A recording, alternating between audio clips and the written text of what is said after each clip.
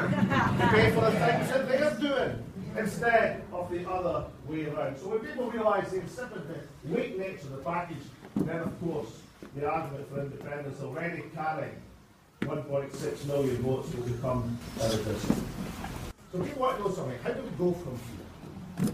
And listen, I know some people are upset about my announcement on Friday.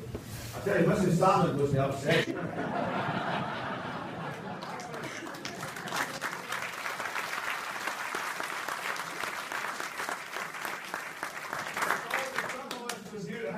Looking very sonorous. Mrs. Salmond was up the back going, yippee! But that announcement is the right thing, because we have a generational change. That generational change is devastatingly clear from the figures. And the party and the parliament and the country has to react to that generational change. I wouldn't have done it if I wasn't absolutely convinced and know that the SNP leadership is in very safe hands. There are a number of people who would be fine leaders and fine first ministers. I can think of one in particular, of course I can't say it. That wouldn't be the right, but you all know what I'm thinking. But nonetheless, I know that will be fine. And there's some things I will be able to do that you can't do when you're first minister. I'll be able to say, well, what do they think about BP and the BBC?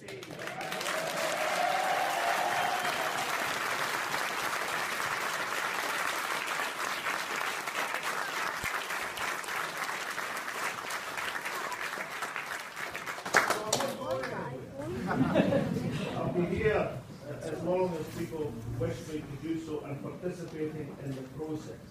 So a number of ways that this can change.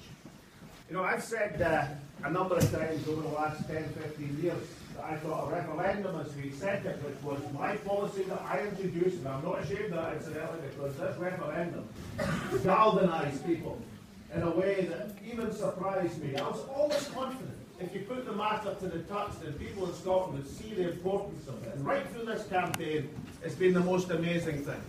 I saw the people queuing in Dundee, queuing politely, patiently, to register the right to vote. Men and women, not youngsters, 30, 40, 50-year-olds. I think some of the guys haven't been on the register since the poll tax. I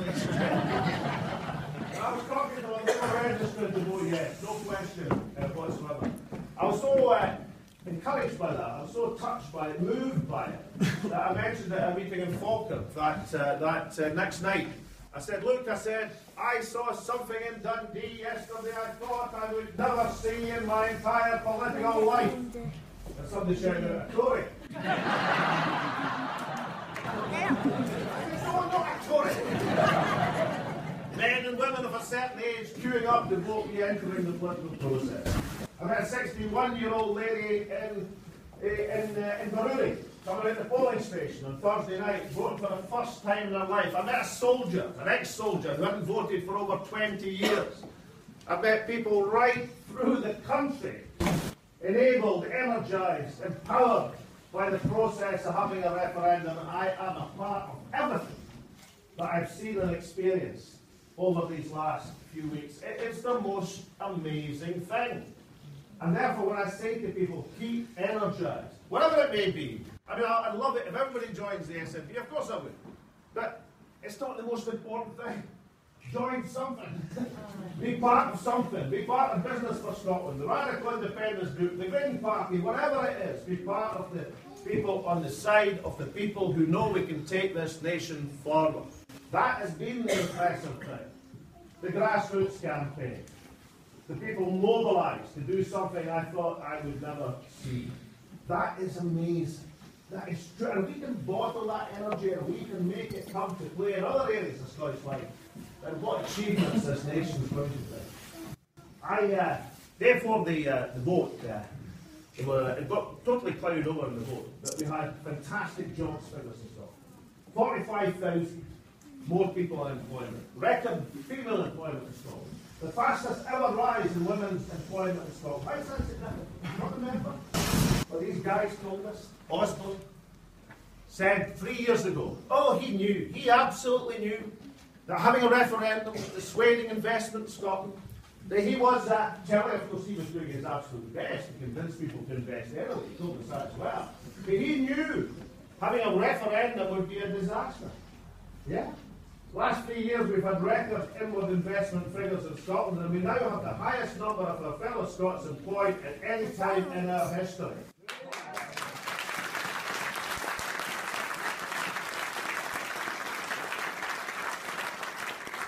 Economic confidence and political confidence go together. Economic faith and political faith. There are just two aspects that we have to address. People of my generation and above, and it's a collective thing, we don't have the right to hold back the next generation. That is not our right. Our right is to enable the next generation to move forward. And people of my wealth and above in Scotland, people who are better off in Scotland, do not have the right to turn a blind eye to their fellow citizens. I studied economics in Scotland's oldest university, and I had a thing that I wanted to do more than anything else in terms of economics. I wanted to reclaim the founder of economics, Adam Smith, for the people. Stop them being abused and seduced by the London smart set. Whoever only read the Penguin edition would work if they read anything at all. Adam Smith founded economics, and he wrote that no nation, no country can be content or happy if a great part of their fellow citizens live in poverty and penury. That was true then, and it's true now. And people who are comfortably off, like myself and others in Scotland, and we know there are inspirational examples of it, I'm about to talk about one. We have to understand that we cannot be a nation unless we have concern for the people who are less fortunate and the people who need a helping hand out of poverty and penury. So when we look at the mobilisation of the young people, of people who are up against it in life, that is the spirit in which we have to go forward, and we have to make sure we engage our older Scots and our richer Scots with this national purpose. Because what a nation we can become if we manage to do that. And I want to symbolise that one event during this campaign. I was quite interested. There was a speech by Gordon Brown yesterday in Fife. And you know, he couldn't even remember the name of the shipyard. He said something, the shipyard in the town. It was called Services, actually. He said, oh, it was strange that in the when they asked for help during the campaign, he said, only the Scottish Government came forward. That should have been the UK and the Scottish Government coming forward. No, Gordon, that's not the point. The point is the Scottish Government did come forward. That's the point. To have a Scottish Government that can do that, not just over that, but over other things as well. And the other point is this. Two shop stewards, John and Alec, in that shipyard in Ferguson. One a Rangers supporter, the other a Celtic supporter. Drive each other all the time. I'm sorry, there wasn't a Labour Dean supporter any day. I could find, incidentally, I didn't find a Hearts supporter either. But John and Alec at each other all the time about football. They're totally, absolutely united about saving their workplace. And with the help of the government and Jim McCall, the most successful job creator in recent history of Scotland, that shipyard can now look forward to a prosperous future. And for the first time, the workers in Ferguson's will have the information and the knowledge which will enable them to reach the levels of productivity that will make them an international success. And that can be done if we are people with a vision and aspiration. And these people, all of them, these two shop stewards, Jim McCall, they are worth 10, or maybe even 100 of any politician at Westminster or any supermarket or oil company boss who thinks he can tell this nation, the land of Adam Smith, that we can't run our own finances. Of course we can, and we can do it in a just and fair.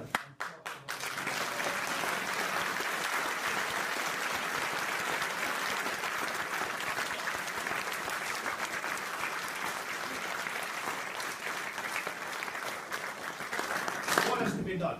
Stay active, stay involved, get active, get involved, persuade our fellow You'll put it on citizens, Facebook. as so many want to be persuaded, that the yes case is right. Secondly, political opportunities are on the way. As the Westminster logjam continues, as the disillusionment of the No campaign continues, believe me, the political opportunities are on the way. There's a general election next year. People have to go to the ballot box. If a half of the spirit distilled last week employs itself in that general election, these people, these MPs, will be wiped from the face of Scottish politics.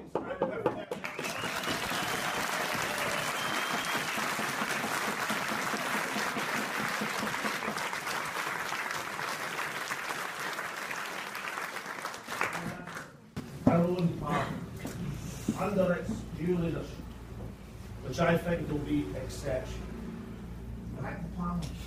It is the inquest of the country. It is the voice of the nation. It's the thing that makes this different from way back in '79. Because after Alec Douglas-Hugh made his promise, of course, we didn't get the Parliament. We got 18 years of Tory government and we got 10 years of Margaret Thatcher decimating the industrial base of Scotland. That's what we got. We got the poll tax and the rest of it. And this time we have a Parliament. A Parliament that can increase its powers. Not gradually, I think, but rapidly. Until it becomes independent in all but name. And when it's independent in all but name, you know what Parliament's doing? They declare independence. That's what they do. So, the route ahead, I think, is clear and certain. I don't know the time scale. But I don't think it's going to be a long one. Did I get my bus passes?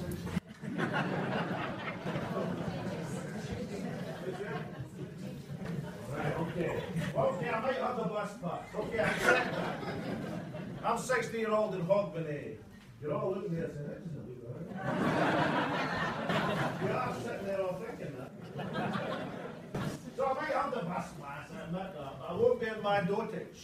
I know that this country is on the way to independence. I know because the centre of gravity has shifted. And once that happens, there is no stopping a country. I can't tell you exactly the time scale. I can only tell you the destination. And I predict absolutely certain that this time scale, that length of time, it won't be early on.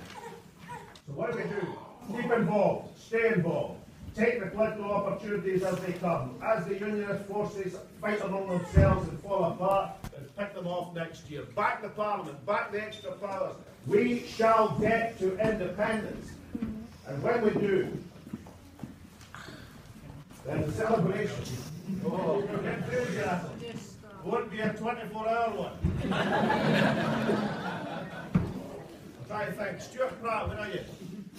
Are you buying in the Independence Party? What did you say on Thursday, Stuart? I'm still getting stuck for Thursday nights. There you go.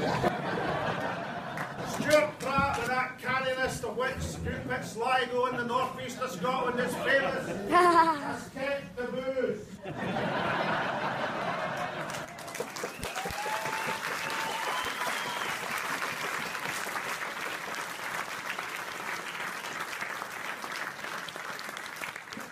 Not buy from Asda.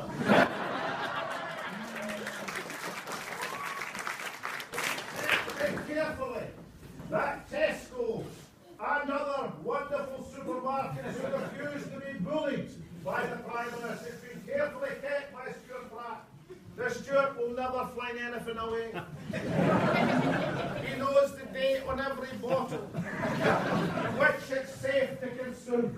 So I think we all know for a certainty, an absolute certainty, that we can be definite, because Stuart has never flung away a bottle or any money in his life. The time scale for this nation becoming independent will be the nearest sell-by date of the book.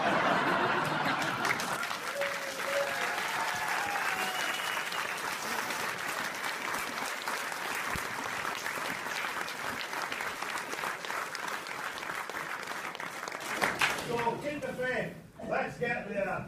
And let us do this very, very soon. Thank you.